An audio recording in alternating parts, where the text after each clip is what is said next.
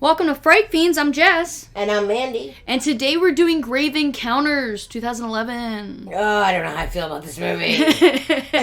It's a found footage. And I'm not traditionally a huge fan of found footage. You're one of those people that get vertigo. Immediately. Yeah. This one didn't give me vertigo, though. I do think... I don't know what I think. I was gonna say they're not terrible about, like, the obscene shaky cam, but that's a fucking lie. They do have a lot of shaky cam. But for some reason, like, this one as compared to something like the Blair Witch Project, like, the Blair Witch Project, I was immediately sick. Yeah. This one, I don't know. I think it's because things are so far away from the camera. Like, most things are hallways and not right up on the camera. They're usually pretty far away. Yeah. And I think that helps. It also, they do have professional-grade cameras. Yeah. Which I think helps. But, yeah, I didn't get motion sick in this one. They did a decent job keeping it not vertigo central. Yeah. I like that. Me too. Like, a lot. I hate getting into a movie and, like, halfway through, I'm sick, so yeah. I can't enjoy the rest of it. You mean you don't like feeling ill during your movie? No, it's not as good as popcorn, I gotta say. Yeah, so, and I think that's any found footage you have that issue, but this one, I didn't get motion sick. I didn't either. So that's the most positive thing we're gonna say about it. That's not the most positive thing I'm gonna say. I did enjoy the movie. I actually did like this, but I didn't anticipate liking it, so I wasn't sure how I felt because I liked it. Yeah, so this was a rewatch for you, but it was the first time for me, and you had, like, prepped me. You were like, I don't know if you're gonna like it. I don't know if I like it. And then, like, when I don't know, we were, like, 15 minutes in, and you were like, I like it. So, I think what I like about it is it's definitely a different twist on a very constant trope. So I think, like, found footage, one, the premise of found footage is that it's found footage. So you know they're all going to die. Right. So you can't be overly invested, but you also can't care at all, or you don't care what happens. Yeah. So I like that they ride that line pretty well. Mm-hmm. They also played it as a paranormal show. Yeah, and I like that. I really, really love that. Because one, it gives you a really genuinely good reason for the cameras to be there. Yep.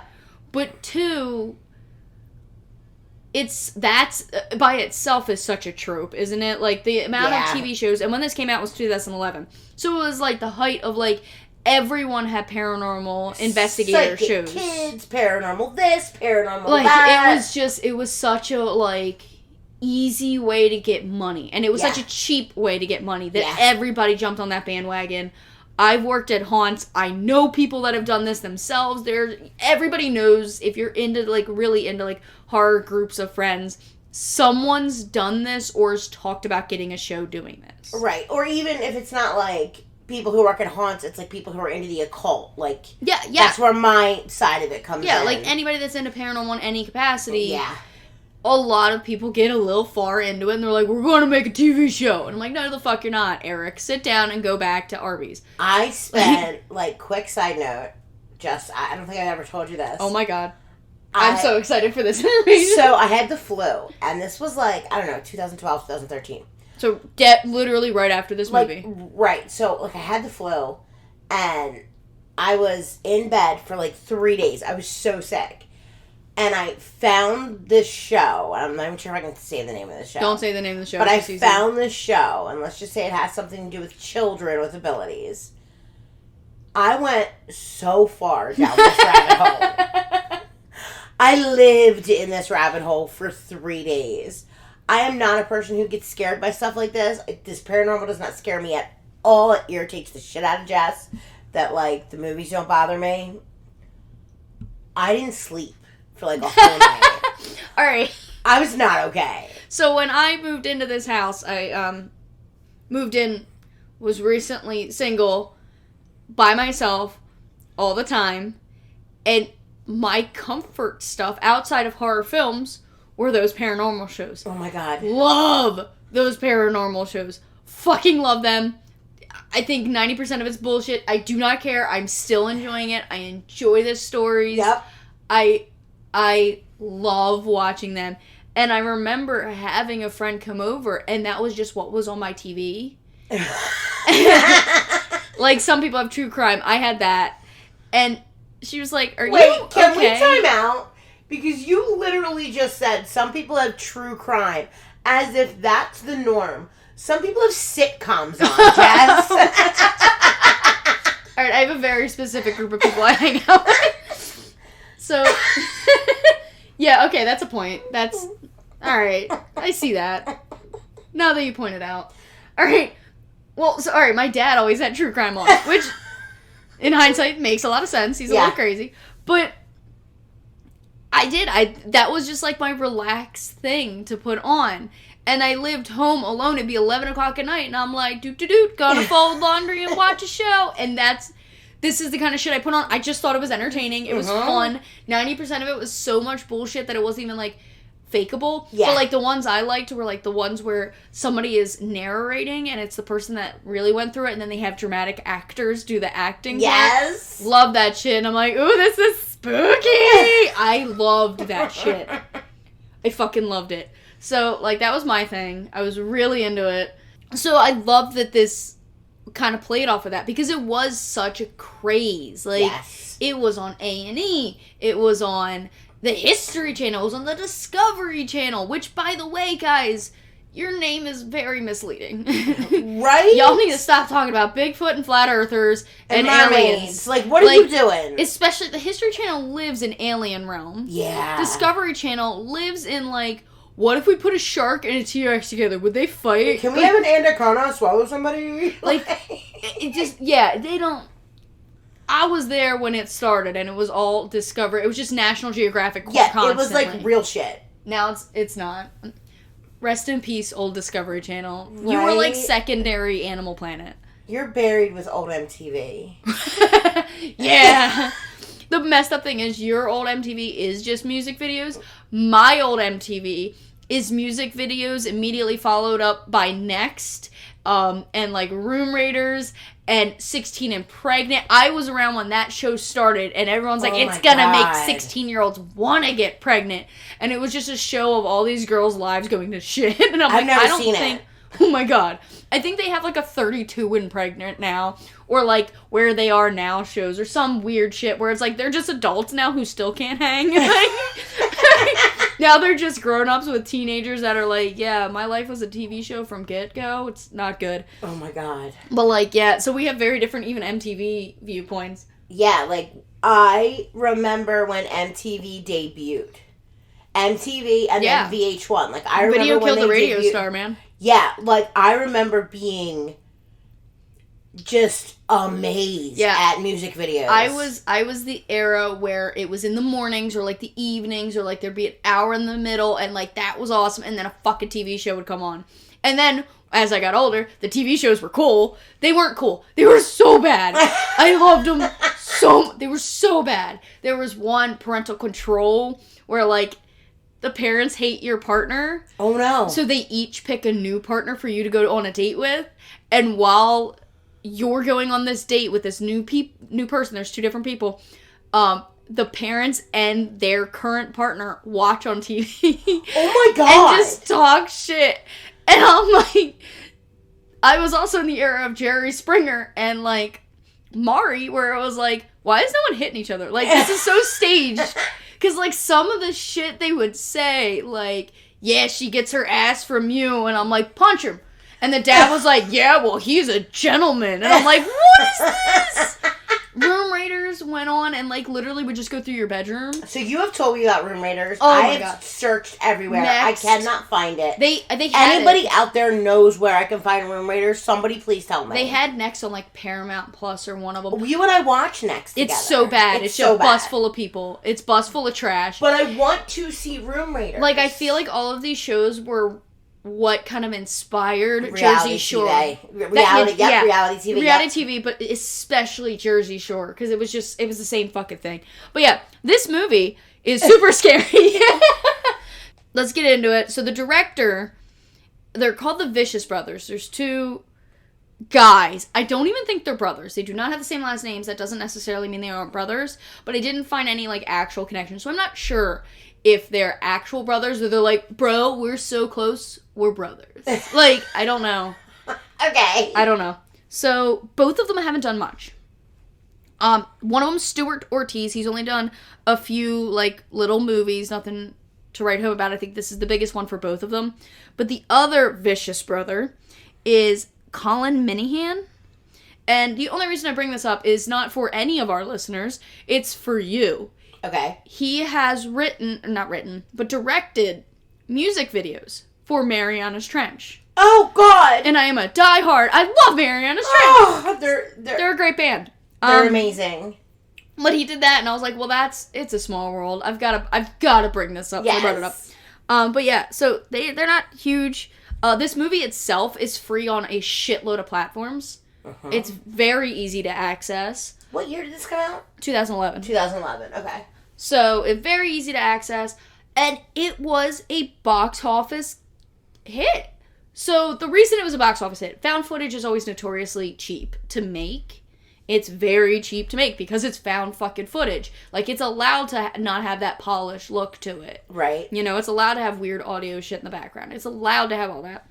So, because of that, the budget was only $120,000. Oh my God. Yeah, which is nothing. I could produce that movie. Like, and I don't, like, when you were saying it was a big box office hit, I was like, I don't remember, like, even, I don't remember anything about this movie. When I say big box office hit, I mean it made well over its budget. So, the budget was $120,000. Frankly, they could have done a year of really good work just as a worker and gotten $120,000. Like, I know people that make more than that. It ain't me, but I know them. So, it was such a short budget that the box office ended up doing great at $5.4 million. Okay, so it was a hit based on its budget, not based on its reception. I mean, percentage-wise, yes. But even perception-wise, that's not that bad. That's not a bad budget, especially for found footage or box office. Yeah. Like, for a found footage movie, that's not... Alright, so I'm going to ask a question that's going to show my lack of cinema knowledge. Was this before or after Blair Witch? Or are we not sure? Well after. Oh my God. I think Blair Witch was 99? I don't know. Okay, it's very clear that, like, and you guys are going to figure this out, Jess is the knowledge base for this. Yeah. I am pure opinion. Yeah. Like, I was not a movie person. Like, I didn't hate them, but they just weren't my bread and butter until I met Jess. Yeah. And now my entire world is movies. Yeah. Sorry. No, I'm not. No, I'm sorry. I'm really enjoying This is my only personality trait. So. That is not true. I promise, this is my only personality trait, and I'm trying to keep it that way, frankly. Like, I'm like, gonna keep it that way. So, yeah, Blair Witch. That's so funny. Yeah, Blair Witch was, like, the start of this. Blair Witch was why this became successful. Well, and like, that was started why the trend. I had the question, because I was like, did this come out before Blair Witch, No. and then Blair Witch came out and found footage blew up? So the reason Blair Witch became so popular, and unfortunately with, like, all found footage movies, I think they always get compared to Blair Witch, which is almost unfair to any found footage movie. I can see that. Yeah. So they had found footage movies prior to Blair Witch, like Cannibal Holocaust and things like that. There were found footage movies, but Blair Witch had taken it and twisted it in such a unique way that it just reinvigorated it. Yeah. And then it kind of, people tried again and it didn't really take off. And then Paranormal Activity hit. Oh! So Paranormal Activity hit in 2007. After 2007, once Paranormal Activity hit, it was like, we could do this again. And everybody wanted to try it because it was such a cheap way to make a movie. Okay. Because it's found footage, it's so much cheaper than most other production types. Okay, that makes sense. So Paranormal Activity hit, Wreck hit, all these amazing horror movies that were found footage were putting pennies into these productions and making this obscene amount of money. So it, again, reinvigorated it. So it ended up being kind of like one of the results of that. I think this was like, all right, cool. Found footage works. How do we slightly twist it to make it ours? And that was my question, is that what happened? It sounds like that's exactly what happened. I mean, and that's one of the reasons I like it is because a lot of found footage, Blair Witch aside, most of them were like in your home. Yeah. Or something like that, you know what I mean? Like just ghost hauntings. And normally they're very paranormal. It's not found footage of just murder, but there are things like Creep, which is found footage of, like, a psychopath and based very in reality. So Creep would be considered found footage. Creep is found footage. Blew my brain. Creep is 1,000% found footage. Whoa. Yeah. Okay. And a lot of things, too, with found footage that's different from regular movies is most of the time, not all of the time, but most of the time, the script is much more loose than a traditional movie. Like, it's more get from point A to point B. You have to say this thing in there to move the plot along. But other than that, a lot of the actors have a lot of creative freedom. Okay. Or they learn really quickly how to become the cameraman or this, that, and the other. Like, because they need that to light their own thing. They need to learn how to do these things because for whatever reason, sometimes it is required that they actually have to be the one holding the camera. So... And that just, like, blew my mind in, like, terms of this movie, because you can tell who did great with that and who didn't. And a lot of the times, it is, you know, like, there still is a cameraman that's really dealing with it, and it just makes it seem like someone's off, yeah. you know, holding it or whatever. But, yeah, so it's a lot, it's very different acting style. You know what I mean? Yeah. They're asking very different things from their actors than you would somebody who's like, I have a very specific script. Here is a monologue. You're asking a lot of improv. Yeah, there's a lot of improv, and a lot of it's... Because, again, found footage, sometimes they can't put markers on a certain spot because we're going to see that. Or the camera could see that. Whereas a traditional movie, if you've got, like, a steady, solid camera, you know what I mean? You're not worried about this point and this point because we know the camera can't hit this. But with a loose camera, you don't have that luxury. You have a chance of hitting it. So a lot of actors have to do things a different way. Okay. Even miking them up can be different sometimes because while you have a boom, sometimes they'll have a mic or something on them, and you got to make sure they can't see that. Or in this case, because they're part of that, whatever, you can see their mics, and that's fine. Right. This is a paranormal movie. There's a reason for this. Like, finding that little balance of, like, this is a movie in a movie mentality. This is what I mean by she's a wealth of knowledge. I mean, anybody that's really into horror, this is common stuff. It's just part of it. Found footage is its own realm, and I think this is our first found footage movie we've recorded, right? Is it? I think this is our first found footage. Yeah, because we didn't do Creep, we haven't done Paranormal Activity, we didn't do Blow. Yeah, and those are the 3 fucking found footage movies you know. No, there's a couple others. Yeah, Paranormal Activity 2. Shut the hell up. Yeah, but like, yeah, you don't watch a ton of found footage. Don't be a Nate. Look, so we recorded, if you have not heard our Orphan episode, I misnamed somebody, and it has not just been that episode. I have heard that every fucking day since I have said that. Okay, well, let's be clear. She misnamed somebody in every fucking episode. Just lately it was Nate. And that one was so... She said it so confidently. I did. It wasn't like... Yeah, what's this person's name? Oh, it's Nate. It's fucking Nate. There was like 2 or 3 sentences where she was like, so Nate did this and this. And I'm sitting here going, in my head, who the fuck is Nate? Yeah, so now anytime... I read a book, somebody's name was actually Nate in it. She didn't believe me. I had to show her the book. She's like, oh, it's Nate, okay. So it's an ongoing thing. So because of that, I have fixed it. I wrote their names down, and I'm leaving that paper right in front of me this whole movie. With that being said, we're going to get into the main characters now. And the first problem I have is one guy has 2 first names. Yeah. His name is Lance Preston. He is the main guy that we're going to follow. So Lance Preston's the main guy. Lance Preston is the guy that I'm going to fuck up. I know this about me. You're either going to call him Lance or Preston. Those are the same thing. I'm trying my best. I'm bad at it. There's our disclaimer. Lance and Preston is the same person. So normally with these movies, I like to look into what they've done. Okay. Another issue with found footage, usually they're not very known actors. Sometimes they make it, sometimes they don't, right? With this, they haven't done a ton. No. So the biggest one is the guy that plays Matt. I thought it'd be fun because I like looking up the names of stuff. So instead of writing like the most popular thing they're in, I wrote the funniest fucking credit that they got, that I thought they got. So Lance Preston, he's not that bad. his credits are Underworld Evolution. His name is Death Dealer 2. So that one's not that bad. Then we have Sasha, who's the female character. Her famous part is she was James's girlfriend number 2 in the movie The End. Okay. Yeah, which is not great. No. That is never what you want to be number 2 at. No. So TC is the cameraman.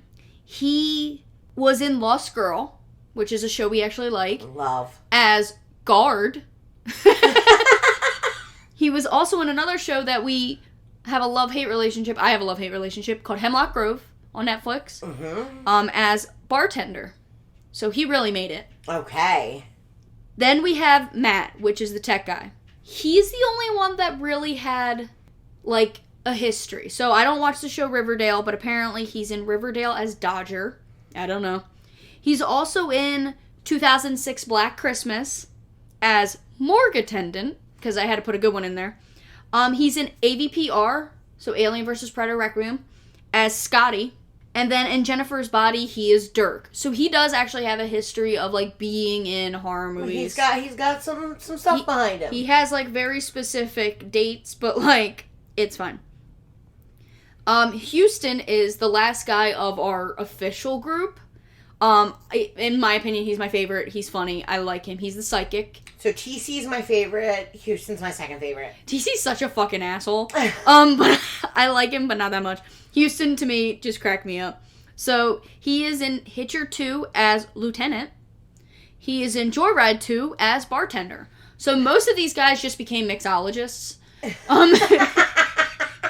And the only other guy that I looked up outside of the main group, they only had a few other characters, was Kenny, the guy that's supposed to let them back out in the morning, and he's the caretaker or whatever.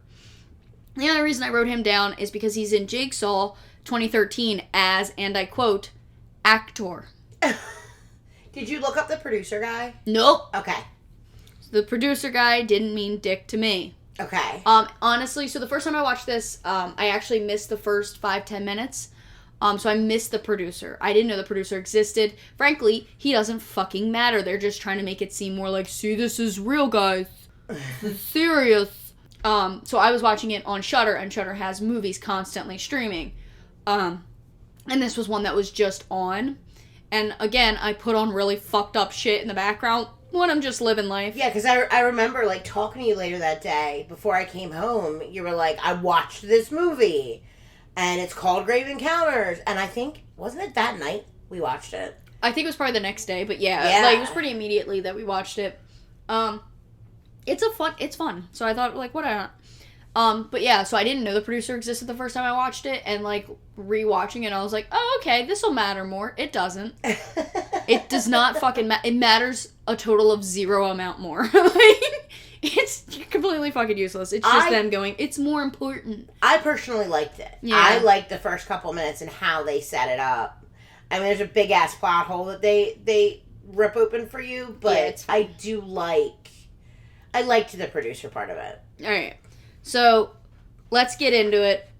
We're going to start with the producer, who I thought was not important enough to find out about his side roles. I'm sorry. He's a producer. It's different. So, they immediately started by saying, it's real. This is real. This was the real producer. They had already done several episodes. It had gone great. There was a total of 76 hours of footage, and they had already done 6 episodes. Yeah. So, I can't remember if this was the 6th one or the 7th one. But it turned out to be their finale. Yeah, and they set it up, and they're like, it was great. They were making this paranormal show. Yeah, this was working. This was going to be great. And that's really all he does. He does not come back. He never talks again. But then we get to our group, and we start seeing setup. And I really like this. I really like them showing Lance Preston doing an intro again, or like not reset, do a line again, because that's just, it is a realistic part of filmmaking, and it is a realistic part of especially like doing your intros and outros, especially when you are that kind of television person. Yeah. I have nothing crazy, but I've had to be on a stage or on TV for things, and when it's just talking, it's very easy to do, and then they're like, all right, you've got to say these 3 lines. And all of a sudden, you're like, oh, I don't know words. Yeah. I've never spoken. No. I remember one time I had to do something for the news, and it was a big thing. But they're like, all right, you have to say this, and then this, and then this. It has to be in this order. It has to be these exact words. And I'm like, oh, so I can fuck it up 400 times? Awesome. I don't know how to speak anymore. You give me a gray area of what you need said, I could say it. But, like, the moment it's line for line, I suck. So, like, I love that he didn't fucking suck. But he's like, nope, didn't like that. That didn't feel good at all. He's like, I didn't like the way I said that. Let's try it again. Yeah. And it does matter if you're doing that kind of thing on camera. So I agree. I like how they set it up. Yeah. And how they were like, okay, let's look at this view or this view. I really liked that. And you know, again, you know they're all going to die. It's a found footage film. You know that they're going to die. Anybody that's in the horror genre, you may not have known, but... Yeah, I didn't know until today, sitting talking to you, and you were like, anybody in found footage is dead. I was like, what the fuck are you talking about? It's one of the rules of found footage. How is it going to be found if they're alive? You know what I mean? They have the footage. It's not found anymore. They brought the footage, and we don't have a brought footage genre. So. Yeah, you know what? I don't know. I guess it never occurred to me. So usually what happens if somebody's technically alive, they're like possessed, or they're now bad or crazy or injured to the point where they are not normal by the end. Like, nobody can just make it. And that's part of it. So, yeah. Like... Yeah, I did not know found footage meant everybody was dead. So, like, when I watched I'm sorry found I just footage, broke this to you. You really did. I should have fucking told you. Now you're just going to be like, oh, they're going to die. And I'm like, yeah, this is what I feel. Right, because when I watched this movie, it never occurred to me that everybody was going to die. That was not something that was in my fucking head.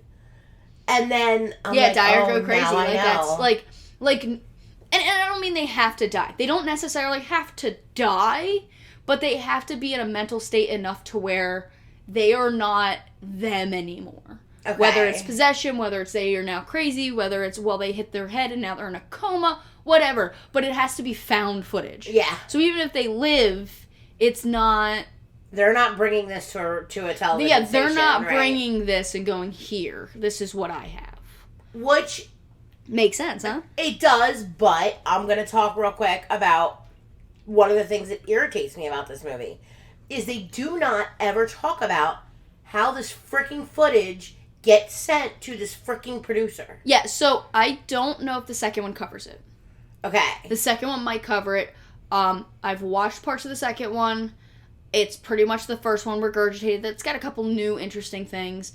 But, like, whatever. I don't care. Yeah, I so do. Because, like, they say the first 6 episodes were great. And then they sent us this episode. Well, motherfucker, if they're all dead. I don't know if they said that, though. I don't know if they said that. I don't know if they sent us this episode was ever said. They didn't say they sent us this episode. Because a lot of the time with found footage shit is police find the footage later. Or someone finds the footage later. That's why I don't care. I don't fucking care. Because if there is a producer... like, who put all this money into it and he's asking questions and the police are like, this is what we have. Do you know something about this? Yeah. That wouldn't be that shocking. That's why I didn't care. Okay. That's why I was like, fuck it. Like, it's not that big of a plot hole. Because you could argue away, the police fucking found it. Yeah, all he says is, we received the footage. But, like, my brain wants to know from whom. Yeah, I want to see a ghost doctor, like, does anyone have a stamp? Like, I hate you! Does anyone... Guys. Can somebody Google the address? No, they can't. It's the 40s. I think the 40s hospital. I can't remember. So I'm going to give you the wrong era. That's what I'm going to hand you. I'm not sure. I'm deciding right now it's the 40s. That's probably incorrect. Yeah, I don't think it was the 40s. I don't know what era this hospital was supposed to be or when they were. I don't know. And fuck you, it's the 40s now. Okay. I've decided. There's a lot of lobotomies happening. The whole thing. So... they do the setup for what they're going to be showing. So Kenny, the caretaker, who is fucking hilarious because he just does not get it, is showing him stuff. He just doesn't get the hype. He's like, whatever, guy. Yeah. And this kind of, I like the setup because, one, I like seeing it during the day and seeing, like, if you're into this kind of shit, this is a cool building, even just historically. It's insanity what happened here. Get it? Psych ward? But also, like, this is so cool. Look at this room with all the writing on the walls. Or the tub where somebody actually killed themselves. That's intense, right? Like, yeah. So they set it up really nicely, but they also set it up in a really good way to prove to you and show you very clearly they don't need to believe this shit. Yeah, like the thing with the gardener. Like, this doesn't have to be real. This doesn't have to be real. This is a show. They have no problem stretching and pulling the truth. Yep. And we can make it last a fucking hour, I promise you. And that's what most of them do. Like, they will, whatever. You either get people, especially when you're doing a show, because, like, you're not just going to haunted locations, you're going to creepy-looking locations. That's all it takes, is a creepy-looking location, and humans' minds hate ourselves, so we run wild with the worst scenario. And you'll get usually a guy that's like, yeah, it was weird. But they talk to the one construction worker, and he's like, yeah, it was weird. And they're like, did you have an experience? And they're like, not really. No. Like, it was weird, but we're good. Yeah. And then they talk to the two kids, and, like, they're, like, two burnout, skater boys. Skater emo kids who were making out in an abandoned psych ward. Like, yeah, of course you were. Like, that's not the most realistic fucking person to believe. Like, right. And then so, we like, heard something. Like. Yeah, and I'm telling you, there was a man there. And they're like, yeah, okay, were you sober? They didn't ask because they didn't want to know, because they knew the answer was no. Yeah. And that doesn't help their case. And then the one... my favorite one is the gardener. Me too. Because the gardener's like, I've worked here for 2 weeks. And Lance Preston hands him a 20 and is like, in your 15 years of working here. I'm like, oh, we lying all the way. All the way. We're not even stretching. Like, he's not even trying to convince the people that just know this gardener. Yeah. like, nope. And this gardener's the funniest guy. He goes, I saw him right here. And he's like, yeah, actual paranormal sightings on the outside of the building. And I'm like, this is brilliant. It was good. Because, like, they have that. They have the psychic, and the psychic is clearly bullshit. Yes. The psychic is an actor. The psychic does not, like, believe shit and sometimes feel it, and now he's just running with it for money. He 100% is artificial. Yes. 100%. So... And he was your favorite, right, He Houston? was 1,000% my favorite. He did commit, man. He committed, but also... just his attitude was fun. Yeah. He was a fun character. Like, I got it. Like, when everyone else was freaking out, he's freaking out, but making, like, these offhand comments that, like, are just funny. Yeah. Like, dude, man, shit got scary, and I don't really want to be here, man. Like, and I'm like, I fucking like Houston. I think that's why I like TC, because he was one of the only ones that they gave us any connection to the outside world. Yeah, he had a kid, he had a wife, he had a family. Yeah, so, like, you get invested. And again, I didn't realize found footage, everybody died. Sorry. So I got invested into TC and, like, his fiance, and, like, it was, like, a thing I don't know what the relationship was, but they have a baby together. Like, he's talking to his daughter on the phone. Like, he's got a family. And, like... And he's funny, and he goes from funny to, I'm gonna kick your fucking ass in, like, a half a second, and I love it. He's one of my least favorites. Oh, no! I think he's a dick. Like, he's the guy, and everybody knows one, or unless you've never been in an emergency situation, once there's an emergency, he's the first one to freak out, and you're like, hey, dude, you were a badass a second ago. What happened when shit got real? That's true. He 1,000% panics when shit gets real. He does. Now, don't get me wrong. It's scary shit. But he is the first one to absolutely panic. Like, it's kind of funny, but at the same time, it's kind of annoying. Whereas Houston is clearly super scared, but he handles it so different that I enjoy Houston. Like, if I want to be stuck with either one of these people, it's not TC. Okay. Like, I don't want to be stuck with TC. TC is aggressive he's the kind and of guy freaks that out. I could slap and get him under control, and, like, we'd be fine. No, I think he's the kind of guy to punch you back and, like, cause an issue. Like, he wants to fist fight somebody because he can't handle the other He's scenario. one of those people that you have to hit when drowning so that they don't drown you, too. Oh, That's what you're TC's saying. drowning both of you. Yeah. Like, TC's the guy that you gotta knock out to save. yeah. And, like, Houston's the guy that's a fun time. Like, he's like, if we're going down, we need to have a lighthearted joke about it. Like, I don't know. I really like Houston.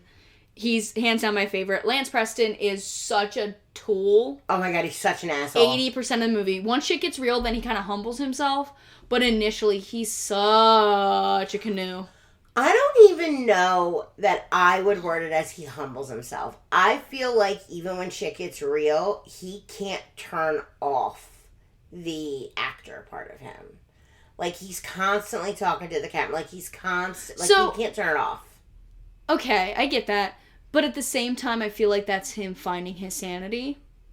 Oh, Like, yeah, absolutely. This is something I need to do. Absolutely. So this way I can, whatever. So, like, I get that. I'm fine with that.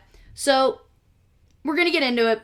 But they do the setup. And there's a couple of big parts of this setup. First thing when they walk up is the door. The door. I forgot about the door. What is it? Doesn't it say something on it? So, on the door, it says death awaits. And that is spooky!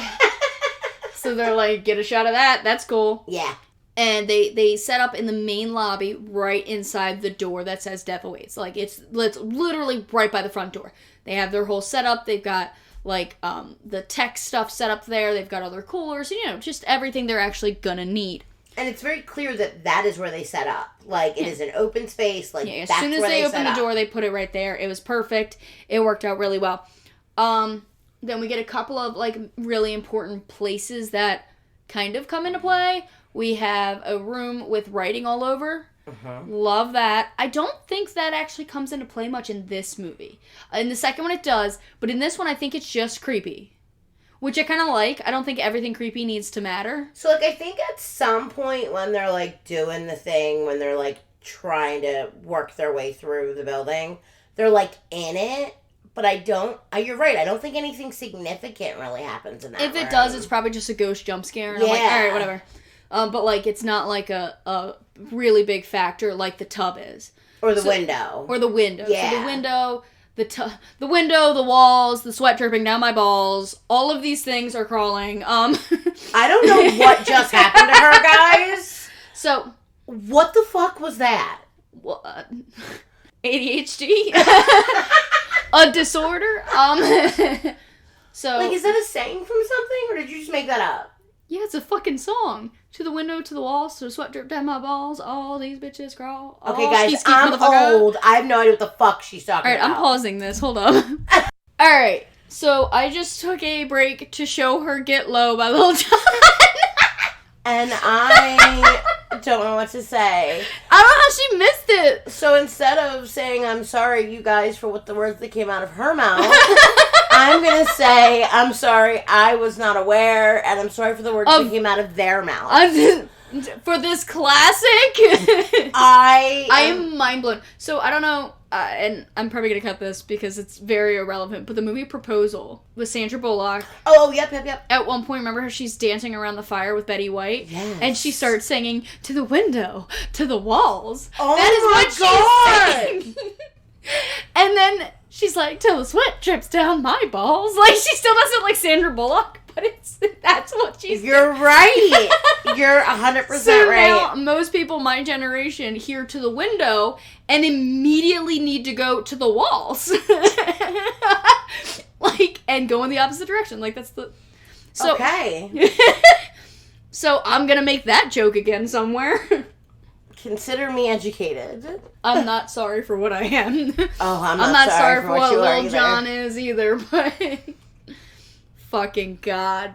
Alright. So hopefully you all that stuck in your head now. Get low. We gotta move on. Houston shows up and does his psychic bullshit. So when they went through with Kenny, they got filled in on like different like kind of like hot folklore. spots, yeah, folklore of like here's the rumors, right? And like one of them was the tub where a girl killed herself in that tub and stuff like that. And they're going through and, just seeing normal life. Houston comes in and immediately talks bullshit. Like, oh, I feel a presence of a girl that someone just told me about. Like, of course you do, bud. Of course you do. So they do their whatever role with him, and it's fine. So now we have our team. There is officially Lance Preston, who's the only person that gets a full name, Sasha, TC, Matt, and Houston. Yep. That's everybody. And then it's nighttime. Uh-huh. So nighttime comes, and Lance Preston clearly has made this agreement with the caretaker that no one else was aware of. Very clearly. Where they get locked in. And they are, at 6 a.m. the next morning, Kenny, the caretaker, is going to He's going to come unlock it. He's going to let him out. And it's very clear that, like, they do the shot, and then TC realizes it's legit. And he's like, dude, what the fuck? Like, I might need shit out of the car. Like equipment from the vehicle. Like, what do you mean actually do it? Actually lock? You could have just said you were locking us in. Yeah, like, and he's like, no, dude, it's going to be fine. We got everything. It's fine.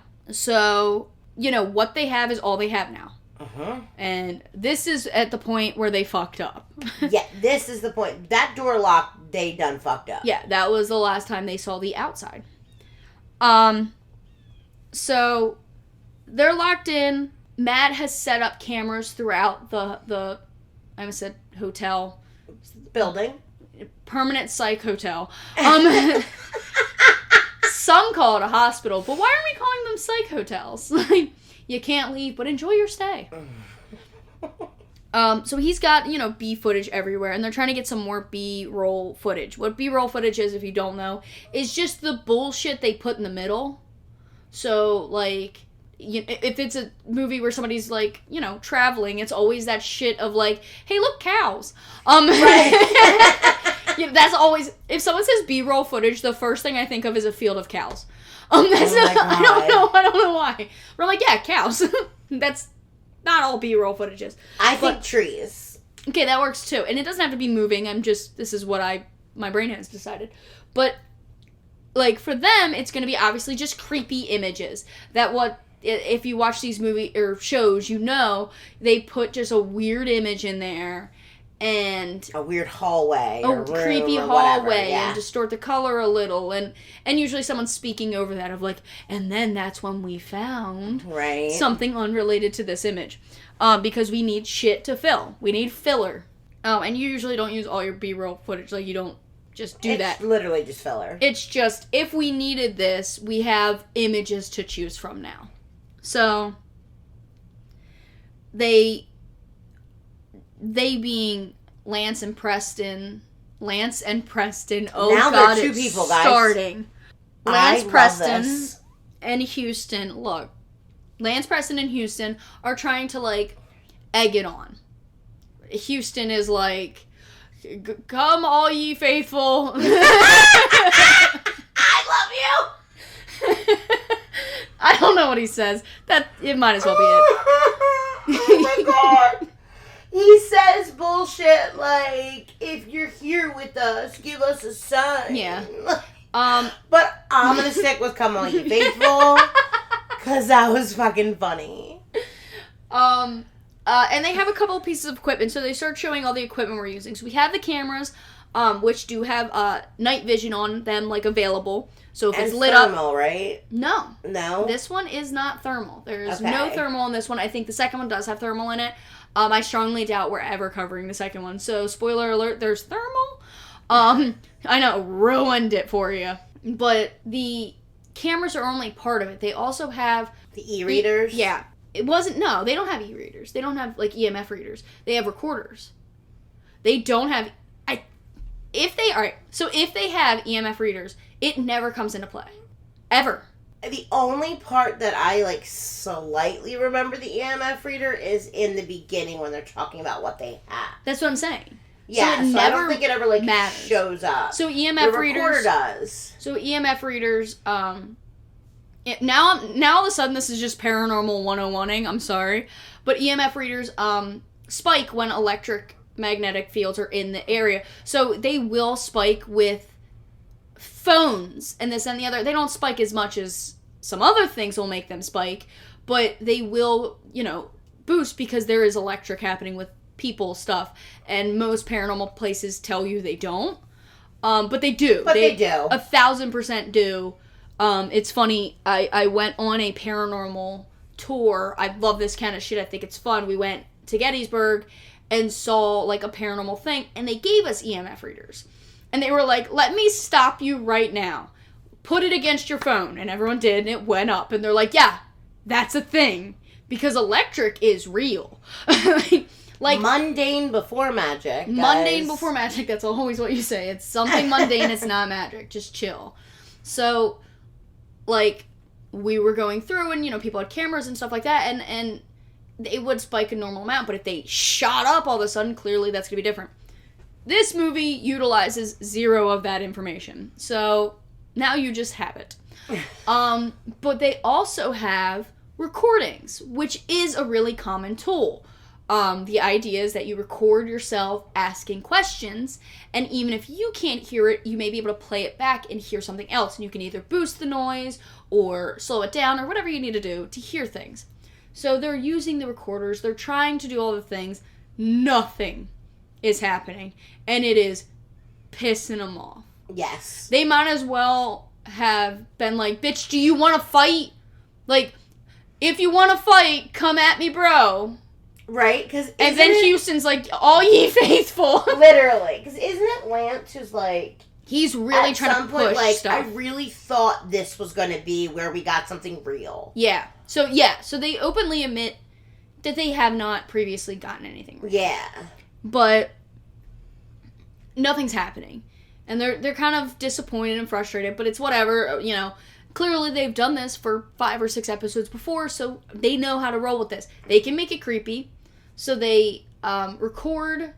They're like, all right, TC, go get B-roll. Just go get creepy shit. And TC finds a wheelchair that is creepy in the middle of a room. Or in the middle of a hallway. It looks really good. He's like, how the fuck we missed this?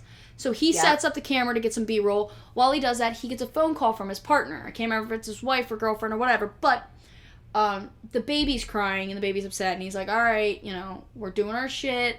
I'll be back in the morning. Like, it'll be fine. So we know, as of right now, phone reception is possible. And this is apparently when you liked TC because he has a life outside of this job. Yes. Well, I feel like this is the only time they really talk about any of their, actual human characteristics. Yeah. Like, actual lives. So, as he's having this conversation, the wheelchair slightly moves. He does not see it move. The camera picks it up, but he wasn't paying attention to the camera because he was on the phone. So, it moves. That's the first thing we've got. And it's a good, little creepy little thing. For me, it was. I liked it a lot. For me, it was like, really? That's what we got. And frankly, if this was a paranormal show, this would have been a big deal. Yeah. As this movie progresses, chump change. Oh, absolutely. All right, so TC then says something about it being cold. Mm-hmm. He's walking through one of the rooms. I think it's the kitchen or something. And he's making comments. He's funny. He's like, oh, spooky kitchen. Yeah. He's doing that thing that everybody does when they're a little scared and alone. And they're trying to play it off like they're not a little scared and a little alone. Yep. Like, ooh, spooky kitchen. And the back of your brain's like, yeah, fucking spooky kitchen. I don't like it. Just a spooky cutlery. And you're trying to talk yourself out of being nervous or scared or uncomfortable. He goes to leave, and there's an extremely loud bang that scares the shit out of him. Like, a door moves, and it bangs, and it scares the shit out of him. So he immediately goes and gets his friends. Fuck this shit. He does not fuck around. But at first he thought someone was fucking with him, and then he realized it wasn't, and he got real freaked out. He went and talked to them. So Lance and... I can't remember if Sasha goes up at this point or later, but Lance and Houston are definitely there. They're trying. Nothing is happening. And they're like, yeah, because Houston's like, what room did it come from? Yeah, Houston's definitely doing it, because they use Houston as the psychic, quote unquote. So anytime something happens, they're using him as the mouthpiece, essentially. And they kind of don't believe him initially, until he shows them the footage. Yeah. And they're like, oh shit really happened. Is there any way there's a draft? And then Preston does his, yeah, that was real paranormal bullshit. And bullshit. They would have been happy with this being the entirety. This would have been in the last 5 minutes of the episode. Yeah, this was the home run. This was the highlight. So they were very excited. There's no drafts. They were explaining away everything possible. So at some point they do try and make contact, and they hear a noise. And they think someone's actually fucking with them. Yeah, they think it's a big enough noise that they're like, somebody's either fucking with us, they know we're recording, and they're in the other floor or something, but something's happening. Yeah, it's kids or yeah. And I will say that I thought that too. I was like, there's no way, like, this is it. Like, somebody's fucking with them. Like, yeah. Which I kind of love, because I love that they went from, oh, this could be paranormal, and as soon as something actually happens, they're like, no, it's not. No, the fuck it's not. Like, you're the one who bought into this. Like, yeah, like, you're here looking for this. Guys, if you don't want to find it, don't look for it. So, they do think it's a prank. They're looking for shit. While they're doing this, Sasha gets grabbed. I'm gonna put a caveat here, little star, little asterisk, whatever, because I wrote in my notes, Sasha gets grabbed. I can't remember if it grabs her hair, grabs her, she just feels something, but she's not something. I think it fucks with her hair. I want to say it fucks with her hair, but the only thing I genuinely remember about that scene is that she, like, freaks out. So I'm almost certain it fucks with her hair, and the reason being is because Lance at one point goes, mess with my hair!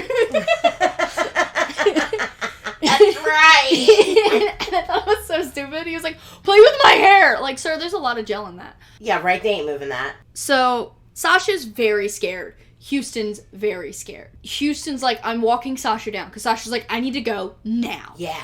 She did not like it at all. She did not like when they fucked with her. And I like how she played that, where she was like, I need to go. Like, fuck you, I need to go. And now it's again, the problem of we've locked ourselves in. So your version of go is hitting the lobby. That's the closest to go you're getting. Yep.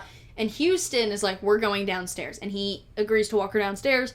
And Lance Preston was like, no, you're coming back up here. Like, I need you to come back up here. This is what we signed up for. This is finally it. You're not gonna fucking bitch out on me now. Right, like, this is what we've been waiting for. Like, y'all said you were down. Yeah. He's very upset that not everyone's on it. Like, yeah. And in all fairness, no one's touched you yet, Lance. Right? So, Houston agrees to come back up. He's very scared. They do not get any more footage. He's like, that's when I think he says, play with my hair. Yeah. And I thought it was so funny.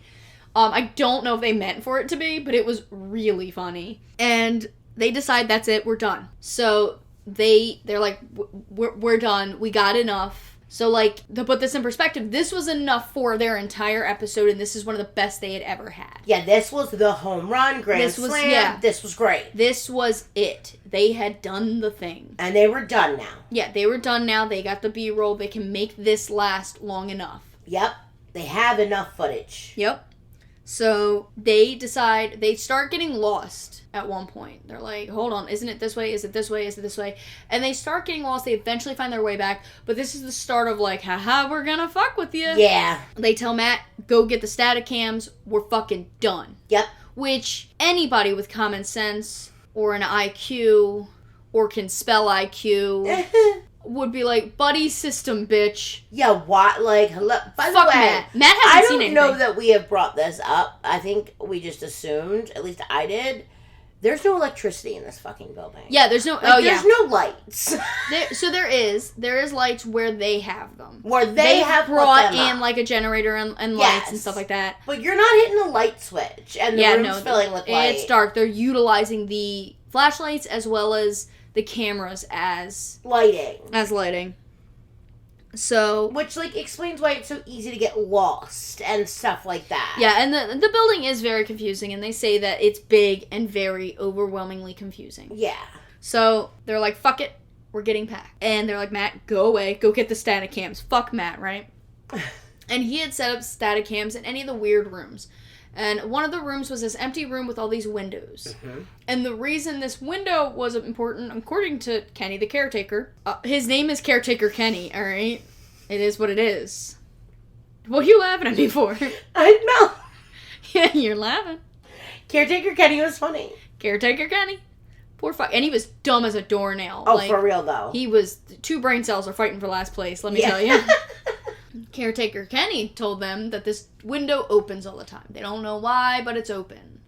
They didn't do it. They don't know how. It's open all the fucking time. So they had set up a camera there. And Matt goes to the window, and then he goes to the wall. And then the sweat drips down his balls. Oh my god, I hate you! Sorry. So he goes to the window room to get the camera, and it's open. And for some weird reason, he's like, let me slowly go to it and shut it. Yeah. This room pisses me off, by the way. Why? Because, like, The whole movie, they're trying to find a way out, and there's a motherfucking window. Okay, they say at one point that this fucking window's on the 4th floor. And I don't care. I can fashion that. You know how many cords and wires they have? You know, like there's shit you can do. You need bed sheets using these motherfuckers? The 4th floor is not that fucking tall. With as big as this is and as much shit as they have brought with them, they can get out the 4th floor window. 4th floor window is doable, bro. And we know the window opens. Yeah. And it's not a little window. No, it is a body-sized window. It is a big-ass window. I'm so glad you said that. Yeah, this window never comes into play in this one. Again, second one, they utilize it. They kill somebody with it, but it is what it is. They kill somebody with it? Yeah. What the fuck? Like, he jumps out, like, he gets pushed out the window, though. Oh, alright. Yeah, so, like, whatever. But, like, this movie never really goes into it. I'm telling you, the first one and the second one could be combined into one and have way better ideas, and it would have worked. But, I digress. Here we are. So, the window is a thing. And that's the last time I think we see Matt for a while. Yes. They can't find him. Like he they're trying to call on the radio, and they can't find him on the radio. The radios aren't working. And they're like, well, these kind of suck. We can't find Matt. Let's go look for Matt. Yeah. And Sasha's like, oh, well, fuck Matt. Like, literally, I'm saying right here, fuck you. No, yeah, she was not a fan. She eventually agrees to go look for Matt. Yep. Houston stays, and the rest decide to look for Matt. Houston's like, I'm going to stay here just in case Matt comes back. Right, in case he comes back, yeah. Because, like, let's not keep splitting up. And was it that, like, Sasha didn't want to be alone or whatever? Like, well, so, yeah, Houston's staying by himself. Right. And everybody else was looking for Matt. Right. So that's a thing. So they go look for Matt. Houston has to stay there by himself, and he makes a comment like, oh yeah, I'm gonna have a blast staying by myself. It's not weird at all. So they split up at one point and decide to look for Matt because they find Matt's shit on the floor. Like a bunch of Matt's equipment on the floor. And they're like, he wouldn't to be like, that. He wouldn't do that. Yeah, like Matt would not do that. Like this doesn't have to be a ghost. This is a dangerous building. He could really be hurt. Yeah, like he could have fallen. He could have fallen down the stairs or he could have tripped over something. Like this is a dangerous building. This is a dark, dangerous building. Yeah. So TC goes one way and Sasha and Lance go the other way. TC's looking around and of course we're getting TC commentary of like, motherfucker, where are you? I'm gonna kill this guy. Fuck this. So he thinks he sees somebody go up the steps. Mm-hmm. So he goes up to follow it. Mm-hmm. And, like, nothing's there. Nothing. So then he goes to go back down the steps and gets pushed down the stairs. So this is the first big encounter. Yes. He gets pushed like hard down the stairs. And I clocked it. It's at 45 minutes. 45 minutes is when shit hits this fucking fan. Okay. So once TC's pushed down the steps, it's kind of like a turning point for this movie. Oh, yeah. That's the first thing that's been after them. Like, it's been a danger to them. Yeah. Now, with that being said, we don't know what happens to Matt in that time, so... Yeah, we don't know then. I mean, like, in that time period, we don't know if Matt's already been attacked. Oh, that's true. He's just missing, right? He could just be lost. Yeah. We don't know. But they end up going down back to the main lobby, trying to call. They cannot call. Phone service is no longer working. Yep. Which is another problem, because, again, phone service worked. Yeah, till it didn't. He was, like, on the phone talking to his kid. Yeah, no problem. Phone service doesn't work, and they're like, fuck it, we will wait till daytime and find Matt and get him. Well, they look at the clock. It is after 6 o'clock. Guy's not here. TC's done. Done. TC freaks. This is when TC starts freaking out. And he's like, fuck this, I'm breaking this door down. Yeah, he's like, I'm out. I'm leaving. Yeah, we're not doing this. You're not keeping me in this building. So he grabs a gurney and starts trying to break the door down. And Lance is like, dude, we're gonna have to pay for it. He's like, take it out of my motherfucking check. Yep. Like, I don't Because the guy was supposed to be there like an hour and a half ago. Like, he's not 15 fucking minutes late. Yeah, but he's late and they're kind of panicking. And, like, we've lost Matt. Yep. TC's got pushed down the stairs. Like, some shit is going on. Yeah, it's gotten not friendly. Yeah, TC's like, it's time to fucking go. Yeah, TC's out like sauerkraut, and I like it, because that's where I would have been. I'd have done that. He wouldn't have locked me in that building, let me put it that way. That would not have happened. I'd have been like, Lance, within 8 minutes, you better call that motherfucker and get him to fucking unlock this shit. Exactly. You can say we're locked in all you want. We can take B footage of motherfucker locking a door. But you think you're locking me in this building all night? I'm sorry, son. We gotta talk. Yeah, this isn't gonna work. So, they finally do break the door down with the gurney, which is cool, because it's another hallway. And it's fucking not supposed to be, guys. No, it's supposed to be outside. And they're like, what the fuck? Are we confused? Are we confused? And they turn around, and Death Awaits is still on the doors. Yep. It is the same doors. So it should be outside. But it is not. It's not. Now the hallway. Lance looks at his phone. I was going to say, like, this is, like, where I start getting really invested in this movie. Yeah, this was the biggest reveal for me. Yeah.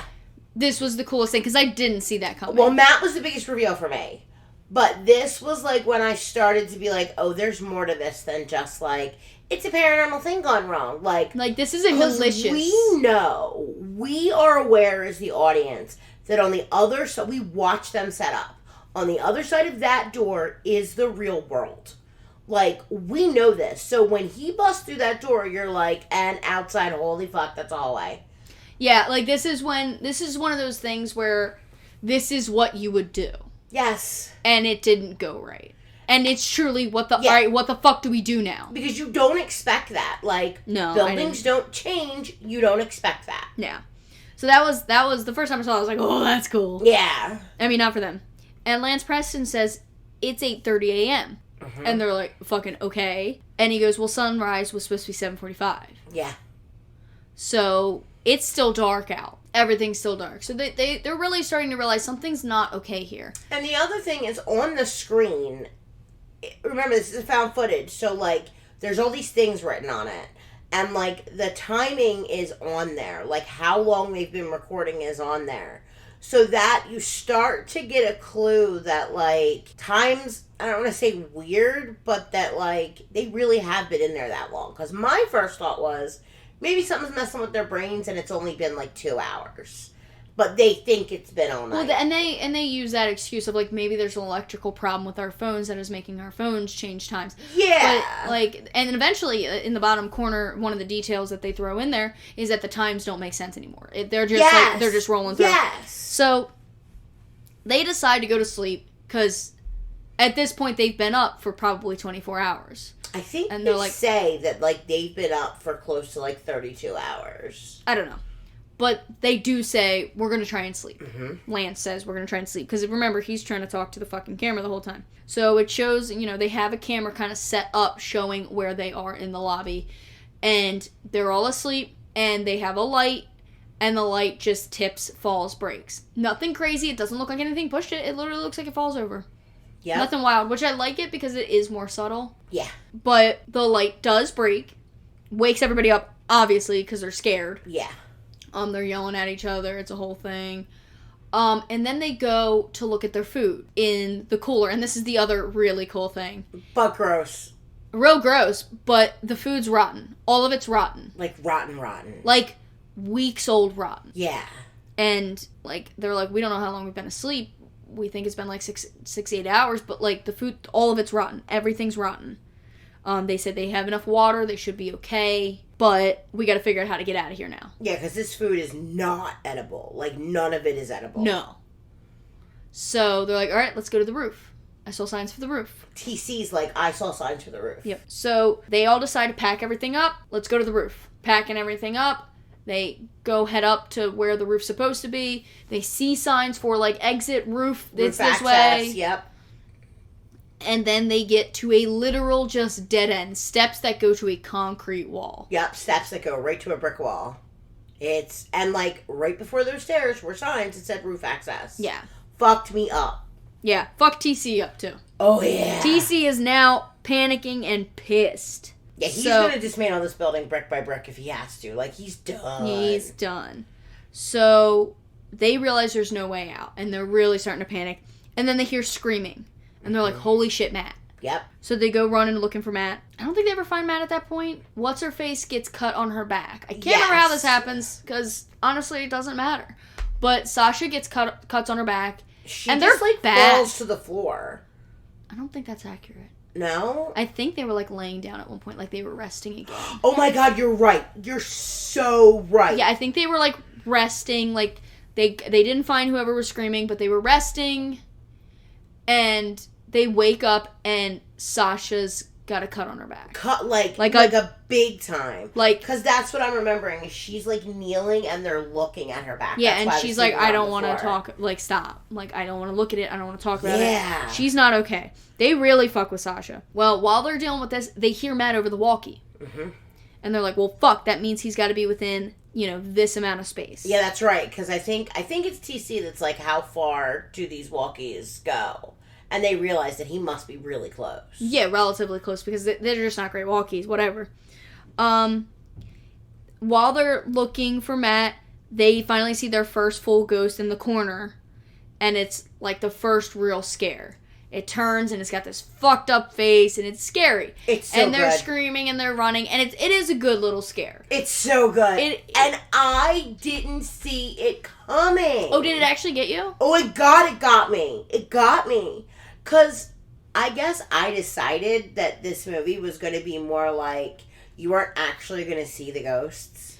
So if they had done that, it would be a better movie. You know what? Probably. It would be very Blair Witch, like you never see anything actually happen. And I guess I decided, because it had been so long, yeah, and we hadn't actually We're almost seen like anything. an hour, I think, if not an hour into this movie, pretty damn close to it. Yeah. And like we hadn't seen anything physically there. So I decided we weren't going to. Then we do. And then we do. Like, scared the shit out of you. So, like, what people don't know is that movies don't scare you. They don't scare me. Like, even though I wasn't into horror for years, I think I thought they would scare me, and it turns out I'm incredibly hard to scare with a movie. Yeah. But this one scene got me. Yeah, especially paranormal. You usually don't. Paranormal does not bother me at all. If anything is gonna make me jump or make me like, ooh, spooky, it's paranormal. Yeah. And it's just because it's such, like, this kind of movie is a great example of, like, you are so out of control. Yeah. Like, the building is shifting to fuck with you. Like, what? No, thank you! I'm out. I would have never been in. Look, I do not fuck around, find out. No. And I literally, it's funny that I said that. My next note is someone yells, why is this happening? And I wrote, fuck around, found out. You done fucked up. When you snoop, you find something. Yeah. So, they're running away from this fucking corner ghost, which is now what I'm calling it. And while they're running away from it, Houston gets separated from the group.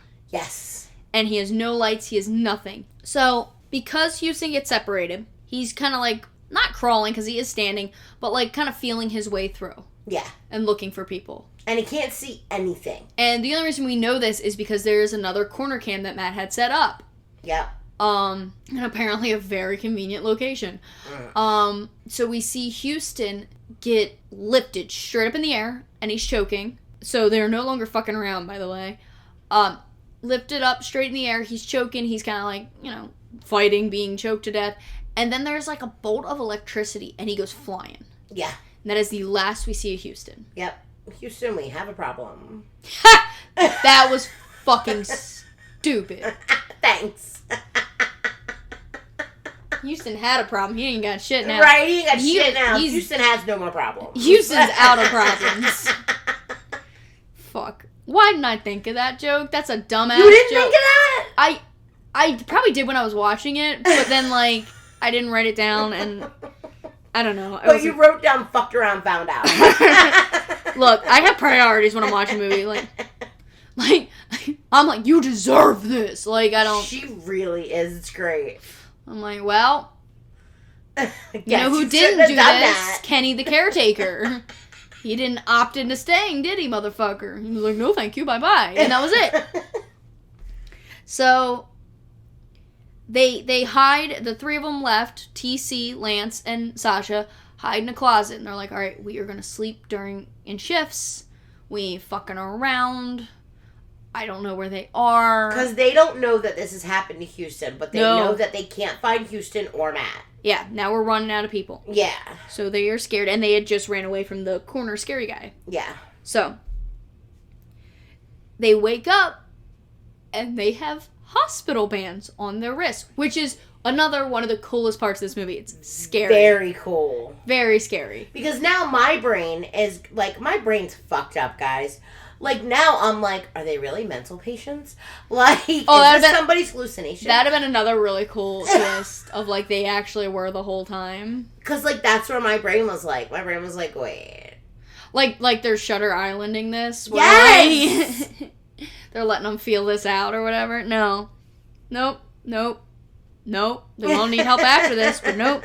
So, they have these hospital bands. It's their name. It's their date of birth. Like, it's their information. It's their hospital It's band. their shit. And then, like, creepy shit keeps happening. And I quote my lovely, detailed, graphic notes. More ghost shit. Which is exactly what happens. It's just more ghost shit now. Now, like, there are no holds barred. Like, we are fucking in it, bitch. Yeah. Like, they aren't scared to show you now. No. Like, now, it's like, for real.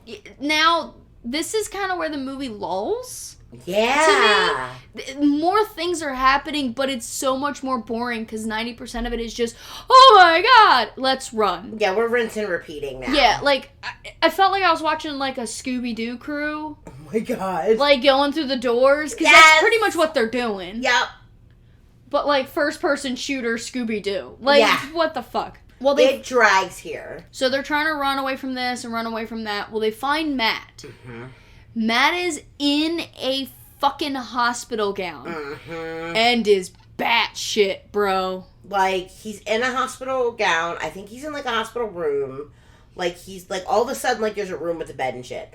He's not fucking okay. No, Matt's fucking toasted. Like, what a good way to put that. Like, oh yeah. His brain is fucking fried. Gone. And my note, if you weren't sure, is Matt's cray in a gown. Fucking. Yeah, it's bad. And, you know, they try and talk to him like, hey, Matt, you good? And he says, we can leave when we're better. Yeah, they're like, what happened? What happened? And he's like, we can leave when like, we're better. Patient exhibits this, and this from childhood trauma, blah, blah, blah, blah. But the important part is we can leave when we're better. And Matt, you are not better. Yeah, and my brain at this point was still like, oh, they're in a psych ward. Like, they're all patients. I like that you're like, I'm making this a new movie. I'm making this a newer, better movie. So they're trying to chill, and they look up, and there are literally hands coming from the ceiling. This is one of my least favorite effects. I like the idea. It sounds cool because it's a different visual from what you normally get. Execution's bad. Not good. Not good. Not good. They look like lovey hands. Like, they're weird. It's weird. It's very, like, misty. Like, yeah, it's real weird. But they're scared. So they okay. Even, like, if that came out of the ceiling looking like shit, I'd be scared. Yeah. So they run because it's scary. Mm-hmm. And that's something you run from. And they get into the bathroom that had the blood in the tub. Mm-hmm. Or had the girl that died in the tub. Well, there's blood now in the tub. There was not before. No, there was no running water before. But, like, and this tub's in the middle of the floor. Like, there's no reason for there to be water in it. There's no faucet. There's nothing near it. Blood in this tub. It is full of blood. Yes. And Matt, they go to run, and Matt's staring at this tub. And Matt won't move. And they're like, grab him. So TC goes to grab Matt. Well, as TC goes to grab Matt, TC gets pulled in. Yep. As TC gets pulled in, they're like, holy shit, what do we do? Sasha and Lance push the tub over to, like, get him out. Empty it, because he's, like, drowning, dying in the tub, they think. And he's not there. Nope. TC has literally disappeared into a pool of blood. Literally. Like, and there's no drink, there's no way to rationalize this. TC is just gone. This is the last time we see TC. Yeah. He's just gone. So, they find an elevator shaft. Which, okay, is weird because we've seen so many hallways in this fucking movie. And then all of a sudden there's an elevator shaft. And I've never seen this elevator shaft before. No, neither have they, because now they found it. It's weird. But they find this elevator shaft, and their plan now is we're going to get down on the elevator shaft and go into the underground tunnels, which they had talked about before, and we haven't because they didn't really matter till now. Where there's underground tunnels, and they go for like a mile, and they can get you out of the building. And they connect. So this is on a campus with more than one building, and they connect all the buildings together. Like, I was really into the tunnel concept when Kenny the Caretaker was talking to us about it. Kenny the Caretaker, man. Best fucking guy. Yeah. I mean, he doesn't show up on time, but sure to that. Right? But, yeah, like, so these tunnels, if the building you're in is the problem, they connect not only to the outside world, but to other buildings. Yeah. So it's your way out now. Yeah. Because we've decided the window doesn't exist. And the front door ain't fucking helping you. And the front door is definitely not going to help. So, I can't remember why, but Lance goes back toward one of the rooms, and this is when we see the tongue on the floor and the monster in the corner. No tongue monster. Yeah. And then Sasha and them have to run away from it and, like, figure out how to get down in the tunnel, and they're trying to figure out how to get Matt down, and they're holding a door shut to prevent this thing from coming. Yeah. And you see Matt, and Matt grabs the camera, starts hysterically laughing, puts it down, and fucking yeet! He just bye-byes and drops down the shaft. I'm trying to make shaft jokes now. Oh my god. Like, that's what my brain was like, huh, shaft. You're such a 12-year-old boy sometimes. Well, we've already gotten the balls. And the windows. And the walls. Now we have the shaft. Shaft is the next thing. So they come running back and they're like, fuck, where'd Matt go? Because he actually just disappears sometimes. So, like, they were like, fuck. Yeah, right? And they look down, they're like, holy shit, he killed himself. Which, like, probably the best move in the movie. I'm not condoning it, but probably the smartest move in the movie. Yeah. Outside of Kenny leaving. Yeah, right? Kenny locking them in and going, I'm gonna go home now, was the smartest decision. The second smartest was Matt's, fuck this shit, I'm out. Yeah. He's leaving the scenario whether you like it or not. Yeah, Matt's all done. Yeah. So they eventually, climb down, check Matt, he is dead. Yep. They decide to go through the tunnels. They are walking and walking and walking and walking, and there is no end. There's and it's no turn. Only Sasha and Preston Lance, now. Right. So we're running out of people. Yeah. At one point, Sasha's not okay. She's very sick. She starts throwing up blood, which is not good. They talk about how they're walking for hours. It's relentless. There's no end to it. Yeah, it's been days. Yeah.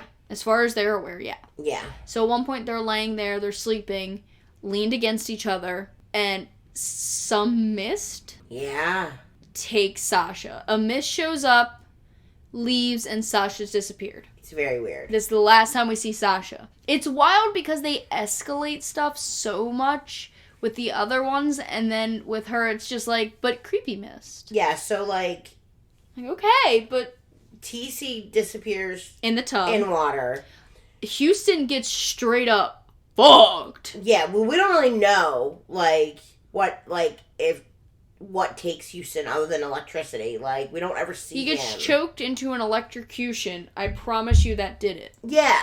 Like, then Matt kills disappears into a shaft. And fucking Sasha disappears into a mist. So, like, it's almost like this building is eating people. Like, it's really weird. So Houston they didn't. Houston they kill. That's what I mean. But Houston they outright kill. Yeah. And Matt they outright kill. Yeah. TC was the only one that outright disappeared before Sasha. But Sasha's bye bitch. Like, she wasn't doing good anyway, frankly. No, she. But it was nice to have or some shit. Yeah, it was nice to have a second person. Like, I want a second. I don't even have to like that person. Like, yeah. I would have taken TC. It'd have been fine. But the mist magically took Sasha. Sasha and the Mist sounds like its own movie. Sasha and the Mist. Doesn't sound like a good one, though. No. I don't like it. I don't like where my brain immediately went to it. A lot of moist descriptions. I don't like it. No, thank you. I don't want to know about Sasha's mist. Thanks. Oh my God. At one point, Lance Preston, the last guy, has the recorder of, you can record what you say and play it back. So he records, what do you want? Uh-huh. Gives it a second, replays it back, and it sounds like a fucking festival, bro. There are so many people screaming and laughing and crying, and it's terrifying. It's bad. It's not good. He should not have done that. No. He should not have done that. I don't know why he did that. And you could start seeing him losing it he at one point starts talking to the camera like, I can walk for hours in the dark, like I don't need the light. It's kind of like a game, like how long can you go? Yeah. And he's kind of starting to lose it. He eats a rat. That's a really gross scene. Which is really surprisingly gross out of nowhere. Yeah. He hits it with a pipe and just fucks that shit up, but he was hungry, so he ate a rat. He eventually walks into a door. He finds a door. He opens the door and it's got all this weird medical stuff, but almost like occulty stuff. Yeah. Like, it's not just straight up one thing or another. Like, it's not just medical stuff. It's a little weird. It's a little off-putting and out of place for a hospital. And he turns, and there are doctors and nurses performing a surgery. Mm-hmm.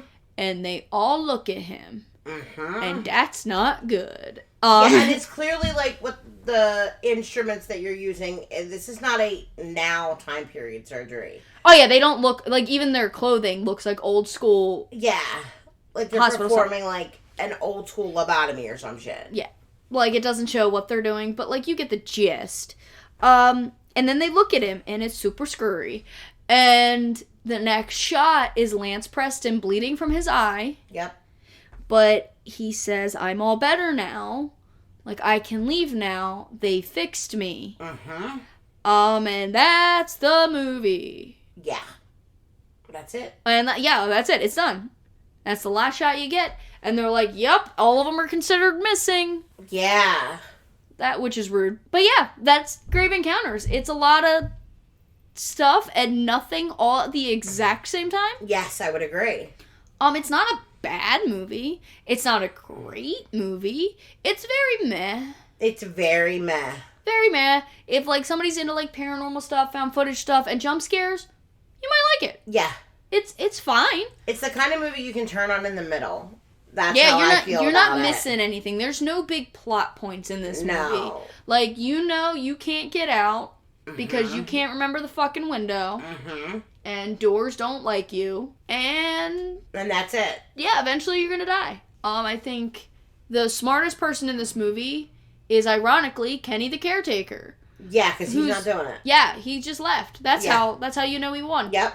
And they never explain, like, why Kenny didn't show up, like... Well, so I have a feeling, based on, like, the way it plays out, Kenny does show up at 6 a.m. the next morning and finds all this. That's how I read it. Really? Yeah, like, he comes in the next morning and no one's there at 6 a.m. Like, I don't believe that he never actually showed up. I didn't read it that way. I read it, he showed up at 6 a.m., but, like, time stopped and they went missing. They hit another fucking literal dimension. Yeah, that was one of the options in my head.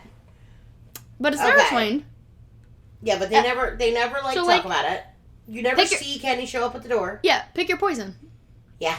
Like, it's fine. I would have loved, if that would have been fun, if they literally had him bring a camera, like to the opening of the door. Yeah, and yes, and him be like, how the hell do I get this shit to fucking work? I would have loved to just listen to Kenny struggle. That would have been, because that would have been 90% of what that was. Yep, is like, Jesus fucking Christ. Like, you ever hand a really old person really high technology? Yep, they're gonna be mad at you. Yep, and he's not that old, but he is old enough to where, like, you hand him an iPhone, you don't know what the fuck to do with it. No, and you hand him an actual legitimate camera. Yeah. Like, that would have been really fun. That would have been fun. To see. Or even see that, like, the door was partially open and the thing had been broken. Like, so, they did break through it. That is one of the things I was waiting for, is, like, Kenny to show up and to see how they were going to handle that. But they just didn't. Yeah. So, I don't know. It just never does. So, it doesn't matter what we think. That never happened. Never happens. But it's fine. I like it anyway. It's a good enough movie. It was good enough that I watched it and was like, yeah, this would be a fun little watch. My God. There it is. What? There it is. It's good enough. That was my mind-blowing thing. Was meh. It's not great. It's not horrible. It's good enough. It's good enough. It's good enough. I see why it made the money it made. It was a good little horror movie. It's a fun little horror movie. Like, you don't have to be thoroughly invested. You don't have to know a ton of backstory. They give you just enough to where you're like, that's fine. Like, if you give me too much more backstory, I'm gonna be annoyed. Yeah. Like, you're gonna overthink it. Just give me something creepy and let me go about my day. It is a good enough movie, It's guys. a good enough horror movie. So, I mean, box office, it did really well. So, it made its money. It's streaming, so streaming companies are paying for that streaming. It's streaming. It's making enough money that it was... Great job, guys. Alright, what's your favorite part of the movie? My favorite part of the movie, for me, is probably the wristbands. The hospital bands. That, and then breaking through that door, the Death Awaits door. Yep. That was cool. That was cool, but I think the wristbands got me more because it's so personal. And it's such a physical thing. And it's a physical, tangible. Yeah. They're not just seeing it on themselves, they're seeing it on other people. I think with me, the biggest, oh, they're fucked moment was once those wristbands were on, there was zero hope. Yeah. I had no hope. And it's right before you see Matt as well. Yeah. So, like, those wristbands were like, oh, no. The wristbands was for me. Because it's easy to explain away in my brain. Like, this person is seeing this. This other person is seeing this. But when you're all seeing something and not just seeing it, together, you're feeling it. Something's on you. And something's that means on you. That had to be touching you or getting on you. Like, that's part of it, too. They it's had not to this be thing printed, over there. which means they had to be inputted in something. And then they had to be cut out. I don't know if you guys know how that works. There's like a little thing. And then they need to be put on your wrist. Like, that was a process. I'm just now imagining a bunch of ghost doctors like, well, what's his birthday? I don't know. I think you put you dyslexic piece of shit. Flip it. It's the 21st, not the 12th. Like, I did not in any capacity think through the ghosts were like, how do you spell his middle name? Oh like, my God. I didn't, not once did I think that. But now I do. Now I'm like, how do you know his social? Don't fucking ask. Jeremy gets sketchy shit done. Like, what? But like, my brain went there. I was like, what the fuck? Yeah, my brain thoroughly didn't. I was like, there's not a computer in sight. Like, what is happening? But yeah, so that's Grave Encounters. Look, I didn't even know what it was for a second. I was like, that's a movie. Good enough. That's good enough. Who would you recommend this to? Your silence is deafening. That's because I keep going, would I recommend this to this person? No one. Fuck. But yet, yeah, no, fuck that. No one? I can't think of someone in my life that I'm like, I would recommend this movie to, unless it was like, I like that you're trying to create, really bored. I like that you're trying to create a human being that this movie would be good for, and you can't do it. Somebody who's just wants something good enough in the background.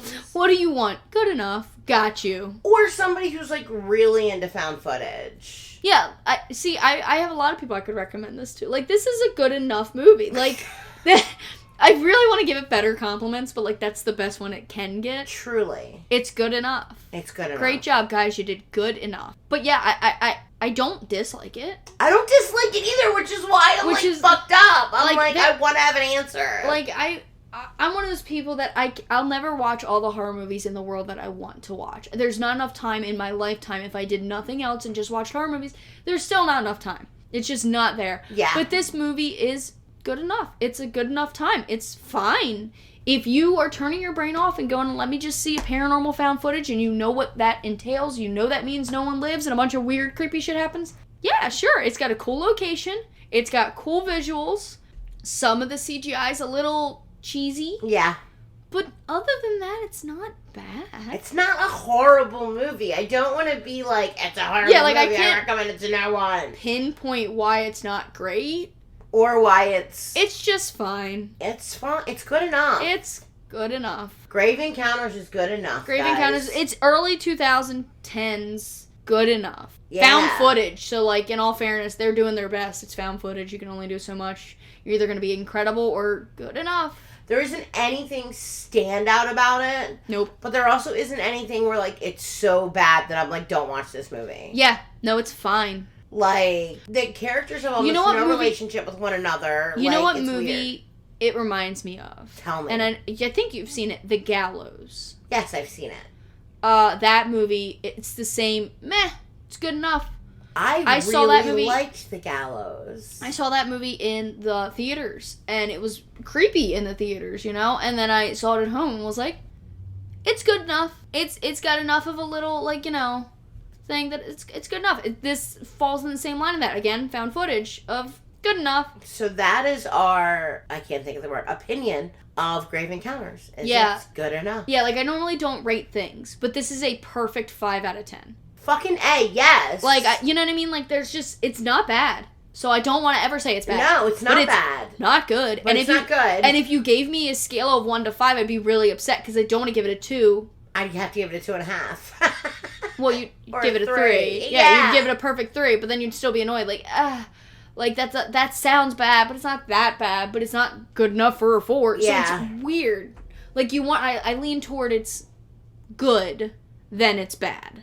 But not by enough to where I'm going to call it good. Right, it's just good enough.